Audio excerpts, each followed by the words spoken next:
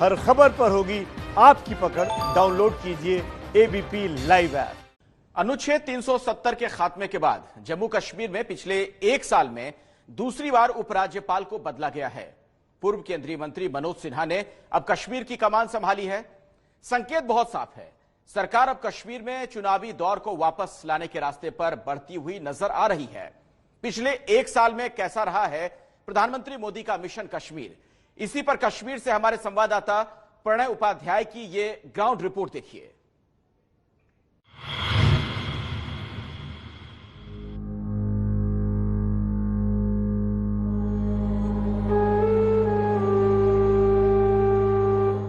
बर्फ की ये सफेद चादर कश्मीर का वो पवित्र आंचल है जो उसके हसीन जिस्म को ढांक लेता है। लेकिन वक्त के सितम ने कश्मीर के इस खूबसूरत जिस्म पर ऐसे जख्म छोड़े हैं जिसका दर्द, जिसकी टीस हर पल महसूस होती है। पीडीपी ने सब झंडी दिखा के वोट लिए। कांग्रेस ने जितना जुल्म, ज्यादती, कत्ल गारत जम्मू कश्मीर में किया किसी और पार्टी ने नहीं किया। ये इतिहास गवाह है। जो राइट्स एक बॉम्बे में बैठे यंगस्टर को मिल रहे हैं, दिल्ली में बैठे यंगस्टर को मिल रहे हैं, वही सारे राइट्स एक कश्मीरी यंगस्टर को भी मिलने चाहिए। क्योंकि आप देखें, majority of youngsters in Kashmir they are either studying in different parts of country और इन अब्रॉड।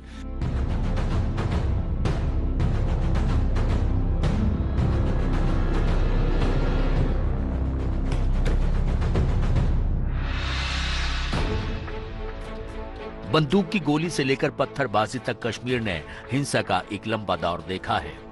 पिछले 30 सालों से कश्मीर हिंसा की आग में झुलसता रहा है और अनुच्छेद 370 के खात्मे के बाद पिछले एक साल में बेरोजगारी और महामारी ने कश्मीरियों की कमर ही तोड़कर रख दी है।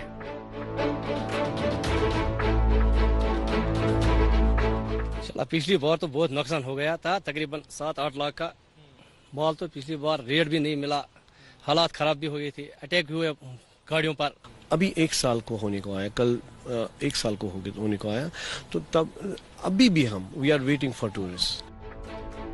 एक आम कश्मीरी का मानना है कि कश्मीर में अभी जैसे हालात हैं वैसे कभी नहीं थे, लेकिन सरकार का दावा है कि यहाँ सब कुछ ठीक है। हाल ही में पूर्व केंद्रीय मंत्री मनोज सिन्हा को जम्मू कश्मीर का उपराज्यपाल बनाया गया है। मोदी सरकार के इस कदम को कश्मीर में चुनाव का माहौल बनाने की तैयारी के तौर पर देखा जा रहा है। जम्मू कश्मीर विधानसभा के चुनाव हो, नई सरकार बने, नए तेजस्वी ऊर्जावान नौजवान एमएलए बने, मंत्री बने, मुख्यमंत्री बने, मैं जम्मू कश्मीर के लोगों को भरोसा देता हूं कि आपको बहुत ईमानदारी के साथ पूरे पारदर्शी वातावरण में आपके अपने प्रतिनिधि चुनने का अवसर तुरंत मिलेगा। प्रधानमंत्री नरेंद्र मोदी ने वादा किया था कि जम्मू कश्मीर में राजनीतिक प्रक्रिया पारदर्शी तरीके से आगे बढ़ाई जाएगी। लोगों को अपने सियासी नुमाइंदे चुनने का हक भी मिलेगा और मौका भी। बीते दिनों एक राजनीतिक चेहरे को लेफ्टिनेंट गवर्नर बनाकर भेजने के फैसले को भी प्रधानमंत्री के उसी वादे पर अमल की कवायद के तौर पर देखा जा रहा है। साल 2019 में अनुच्छेद 370 के खात्मे के बाद प्रधानमंत्री मोदी ने कहा था कि 370 के खात्मे के बाद कश्मीर में नए युग की शुरुआत होगी। पूर्व केंद्रीय मंत्री मनोज सिन्हा को उपराज्यपाल के पद पर बैठाने से अब इस बात का संकेत मिल रहा है कि केंद्र सरकार जम्मू कश्मीर में चुनाव करवाने से पहले यहां राजनीतिक दलों के साथ बातचीत कर उन्हें अपने इरादे से वाकिफ करवा देना चाहती है। जम्मू कश्मीर के लिए ये एक खुशाइंद कदम है कि एक अनुभवी सियासतदान, एक ग्राउंड जीरो पे जो उसने काम किए, कार्यकर्ता के तौर पे उभर कर उस टॉप लेवल पे आ गया है। 3 बार वो एमपी रह चुके हैं। उनकी पहचान एक विकास पुरुष की पहचान है। ये भी मैंने अभी सुबह मैं देख रहा था कि जो उनका कॉन्स्टिट्यूंसी डेवलपमेंट फंड था उसमें 1 रुपए भी कहीं लैप्स नहीं हुए, क्योंकि जो भी फंडिंग आज तक उनके पास एज ए एमपी आई है उसने सारी विकास में की है। अब जम्मू कश्मीर में जो विकास की गति, चाहे सत्यपाल मलिक साहब, चाहे एलजी मुर्मू साहब ने, और आज जो नए गवर्नर साहब आए, हमसे यही उम्मीद करते हैं कि इस स्पीड को वो और ज्यादा बढ़ाए और यहाँ जो डेवलपमेंट की जो कमी पिछले 7 साल थे उसको पूरा कर सके। हालांकि मनोज सिन्हा को ऐसे मौके पर कमान मिली है जब राजनीतिक ताकतों के मुकाबले कश्मीर में कट्टरपंथी ज्यादा ताकतवर है। बड़ी चुनौती ये भी है कि यहाँ कट्टरपंथी ताकतें नए चुने गए पंचायत प्रतिनिधियों को अपना निशाना बना रहे हैं। दरअसल जम्मू कश्मीर से अनुच्छेद 370 हटाने के बाद सरकार ने कश्मीर में सरपंचों की खाली पड़ी 1011 सीटों पर चुनाव करवाए थे, ताकि गांव देहात तक सीधे लोगों तक मदद पहुंचाई जा सके। जम्मू कश्मीर से अनुच्छेद 370 और धारा 35A को खत्म करने के बाद सरकार ने यहां स्थानीय स्तर पर चुनावों की कवायद शुरू की। दूसरी पार्टियों ने उसका बहिष्कार किया, लिहाजा बीजेपी के परचम पर 1267 पंच और सरपंच चुनकर आए। लेकिन इन पंच और सरपंचों के सामने इस समय अब सबसे बड़ा खतरा जान का बनाया है। लगातार उन्हें निशाना बना रहे हैं आतंकी, और इसके चलते कई पंच और सरपंच श्रीनगर के सिक्योर प्रेमाइसेस में यानी सुरक्षित इलाकों में बसने को और रहने को मजबूर हो गए हैं। लेकिन फिर भी जब भी कभी वो अपने इलाकों में जाते हैं तो उन्हें सामने हमेशा यह खतरा बना होता है कि उन्हें कभी भी गोलियों का निशाना बनाया जा सकता है। डेमोक्रेसी की जो जरूरत है जम्मू कश्मीर में, वो नहीं चाहते हैं यहाँ पर डेवलपमेंट हो जाए, यहाँ पर लोगों को सेंट्रल गवर्नमेंट की स्कीमें जो है वो लोगों तक पहुंचे और लोगों को फायदा मिले। उनको यहाँ जंगल बनाना है और कब्रिस्तान भरने हैं। तो कब्रिस्तानों को भरने के लिए उनने पिछले 30 साल से यहाँ पर वही काम किया है और डेवलपमेंट के वो दुश्मन है। जम्मू कश्मीर के नए उपराज्यपाल मनोज सिन्हा को 3 अहम चुनौतियों से निपटना है। पहला, परिसीमन करवाना, चुनाव करवाना, और इसके लिए जम्मू कश्मीर को राज्य का दर्जा प्रदान करने की प्रक्रिया में तारतम्य कैसे बैठाया जाए।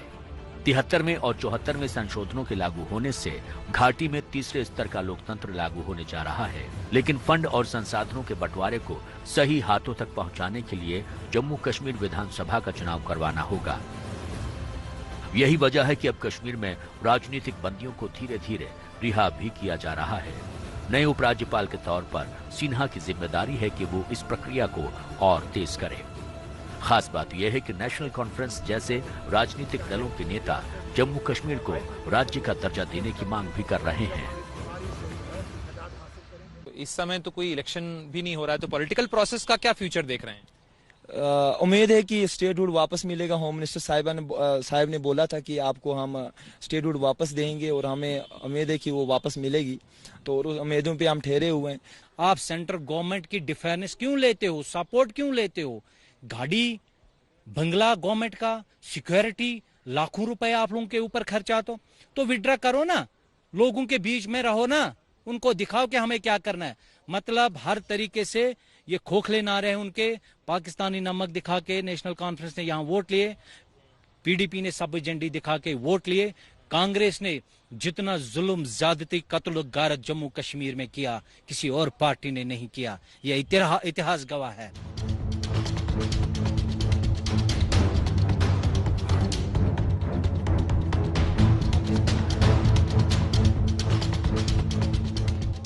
कश्मीरी पंडितों की वापसी भी कश्मीर में एक अहम राजनीतिक मुद्दा रहा है।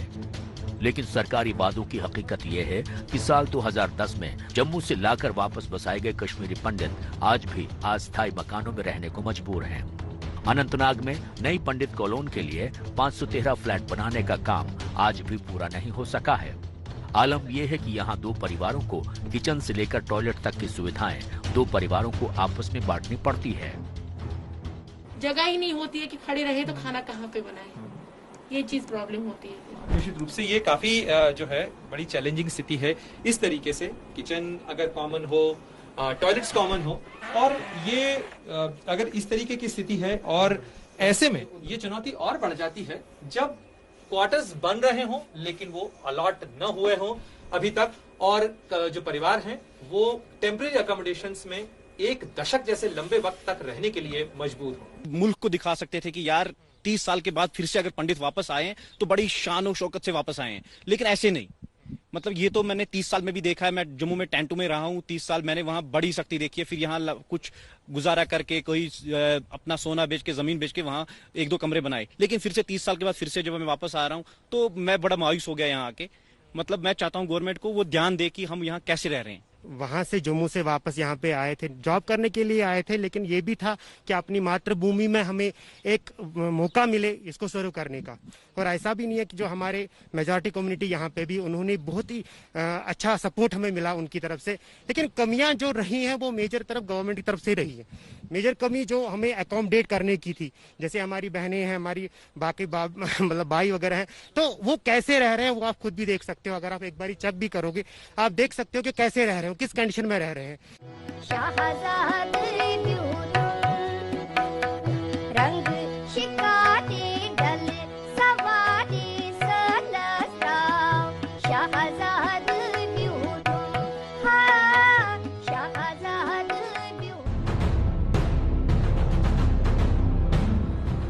भारत का ये स्वर्ग पिछले करीब 30 सालों से आतंकवाद और हिंसा की आग में झुलस रहा है। कश्मीर घाटी में आजादी के नाम पर चल रहे इस अनर्थ का 3 पीढ़ियां शिकार हो चुकी हैं और इसकी सबसे ज्यादा मार कश्मीर के रोजगार और यहाँ के नौजवानों पर पड़ी है। जम्मू कश्मीर में पर्यटन ही सबसे बड़ा कारोबार है, लेकिन इसी का आज सबसे बुरा हाल है और इस जख्म को पिछले 1 साल से कश्मीर में लगे लॉकडाउन और महामारी ने और ज्यादा गहरा कर दिया है।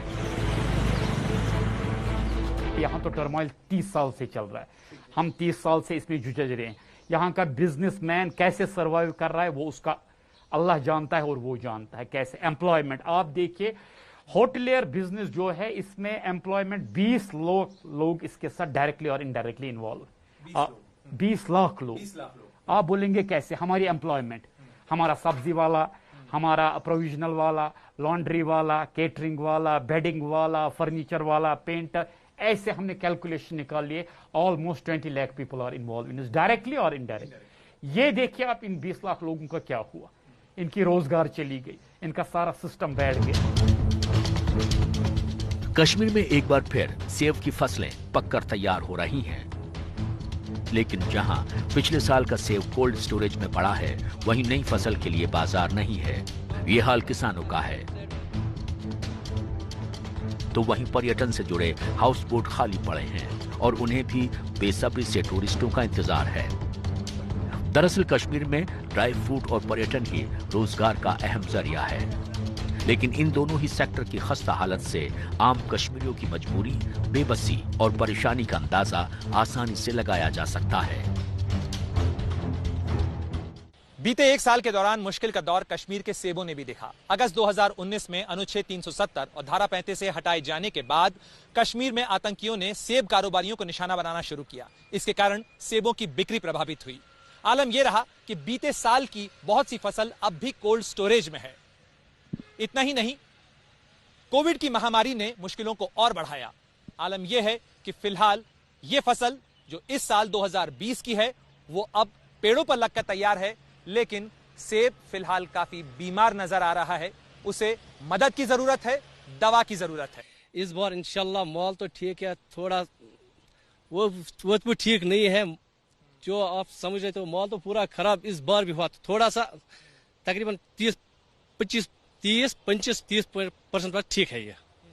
तो इंशाल्लाह हम ये गवर्नमेंट से इल्जा करते हैं कि इस बार अच्छा से रेट दिलाओ। कश्मीर ऐसा नहीं है जो न्यूज में दिखाया जाता है। कश्मीर वो नहीं है जो आप देख रही हो टीवी के अंदर। ऐसे पेश करते हैं कश्मीर को जैसे यहाँ बम फूट रहे हैं। यहाँ पे कुछ नहीं है, यहाँ एवरीथिंग इज सेफ। हर एक बंदा यहाँ पे हमारी रोजी रोटी टूरिस्ट के ऊपर है। हम चाहते हैं यहाँ टूरिस्ट आए। हम हमारी हाउस बोट्स हैं, करोड़ों रुपए की प्रॉपर्टी है, उन पे भी धूल पड़ी हुई है। तो 2-3 चीजें अभी है, जैसे अभी आपका 370 हो गया, फिर कोविड-19 हो गया, फिर चाइना हो गया, चाइना पाकिस्तान, ये तो चलता रहेगा। बट बीच में जो फंस रहे हैं वो कश्मीरी लोग फंस रहे हैं।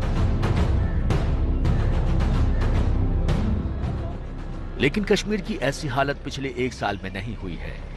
आतंकवाद के अलावा यहाँ फैले भ्रष्टाचार ने भी कश्मीर को बेहाल किया है। अनुच्छेद 370 हटने से पहले भी केंद्र सरकार कश्मीर को खूब मदद देती रही है। पिछले 19 सालों में केंद्र सरकार ने जम्मू कश्मीर को 1,14,000 करोड़ रुपए से ज्यादा की आर्थिक मदद दी है। आजादी के बाद से तो सरकारी मदद का आंकड़ा करीब 4 लाख करोड़ से भी ज्यादा का बैठता है। साल 2000 से 2016 के बीच जम्मू कश्मीर को केंद्र सरकार की ओर से राज्यों को दी जाने वाली कुल मदद का 10% हिस्सा मिला, जबकि वहां देश की महज 1% आबादी रहती है। ये आंकड़े भी गवाही दे रहे हैं कि भारत सरकार ने दूसरे राज्यों के मुकाबले किस कदर जम्मू कश्मीर की खुलकर मदद की है। बावजूद इसके यहाँ की हालात कैसे हैं, इस बात का अंदाजा आपको कश्मीर का नौजवान देता है। ग्राउंड पे मैं गया जब, तो मुझे पता चला कि गवर्नमेंट अगर पैसा देती है, ये जो आता है इतना पैसा, ये ग्राउंड पे क्यों नहीं लगता है। तो उसमें मैंने काफी सारा देखा कि उसका पहला ही मोटा जो मोड उसका है, जो यूटिलाइज नहीं फंड्स होते, वो करप्शन है।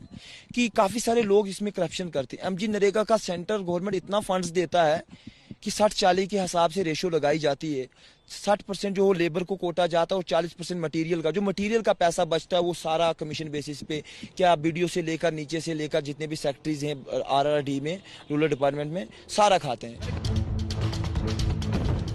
पिछले 28 सालों से कश्मीर में जारी हिंसा से बर्बादी और बेरोजगारी ने कश्मीरियों की कमर तोड़ कर रख दी है। कश्मीर में आजादी के नारे लगते हैं, अनुच्छेद 370 हटाने से भी लोग नाराज हैं। लेकिन कश्मीर की सिर्फ यही तस्वीर नहीं है। हिंसा से उब चुका कश्मीरी नौजवान अब शिक्षा, रोजगार और बेहतर भविष्य की चाह में तड़प रहा है।